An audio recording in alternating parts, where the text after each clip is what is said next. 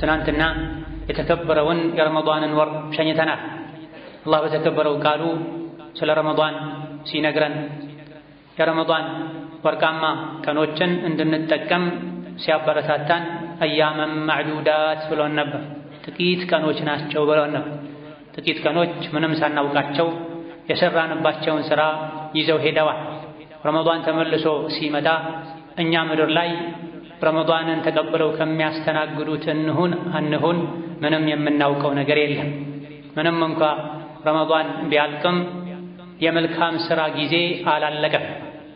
የመልካም ሥራ ጊዜው ማብቂያው ሞት ነው፣ ወር ሳይሆን።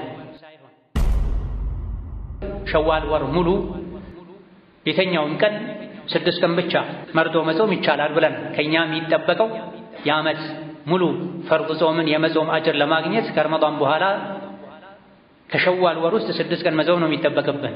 ከመሃልም ከፊትም ከመጨረሻም ይቻላል። ነገር ግን የቱ ነው የሚሻለው? ሸዋል 6 ቀኖችን ከወር ውስጥ ቤተኞቹ ሳምንቶች ቤተኞቹ ቀናቶች ብጾም ነው የሚሻለው የሚለው ላይ ከነቢዩ በሐዲስ የተረጋገጠ ዒባዳ ነው።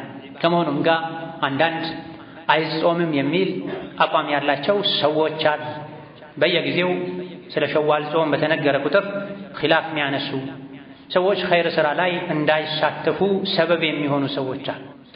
ነቢዩ ዓለይሂ ሰላቱ ወሰላም ከተናገሩ ሁሉም ንግግሮች መቆም አለባቸው። ሰዎች ቢናገሩም ተቀባይነት አያገኙም። ፈስአሉ አህለ ዚክሪ ኢን ኩንቱም ላ ተዕለሙን።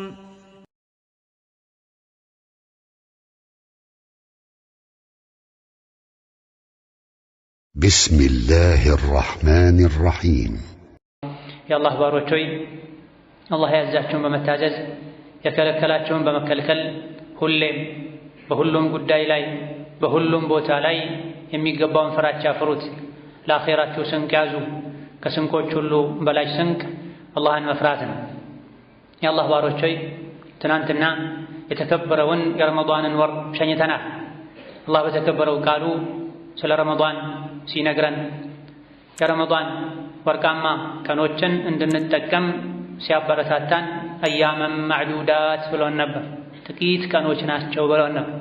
ጥቂት ቀኖች ምንም ሳናውቃቸው የሰራንባቸውን ሥራ ይዘው ሄደዋል።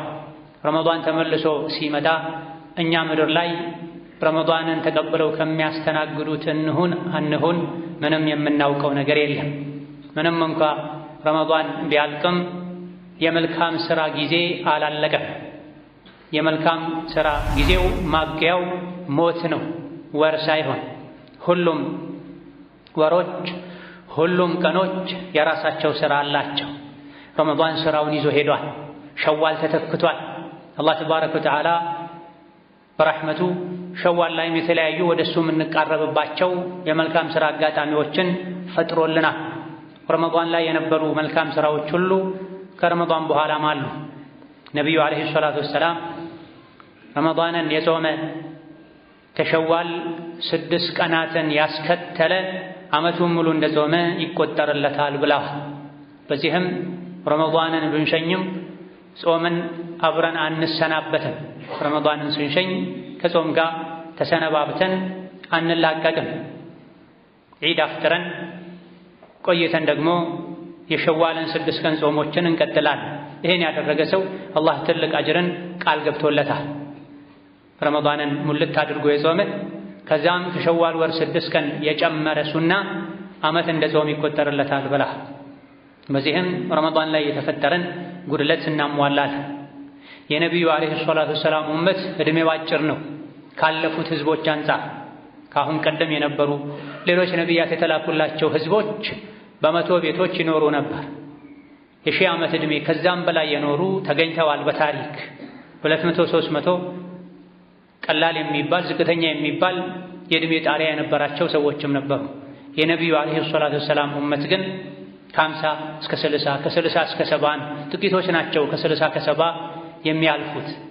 ታዲያ ዕድሜያችን አጭር ቢሆንም ዕድሜው ረዥም የሆነን ሰው የመልካም ሥራ ዕድል የምናገኝባቸው አጋጣሚዎችን እድሎችን አላህ ፈጥሮልናል።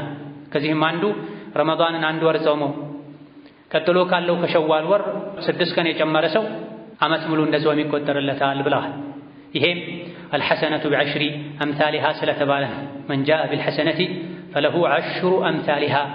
ይሄ ቁርአንም ሐዲስም የነገረን እውነታ አንዲትን መልካም ሥራ የሠራ ሰው አላህ በ10 ያባዛለታል ተብሏል። ረመዳን አንድ ወር ነው፣ በ10 ሲባዛ 10 ወር ይሆናል።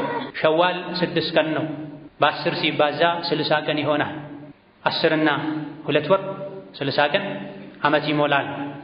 ሸዋልን በአግባቡ የጾመ ሰው ዓመት ሙሉ እንደ ጾም ይቆጠርለታል።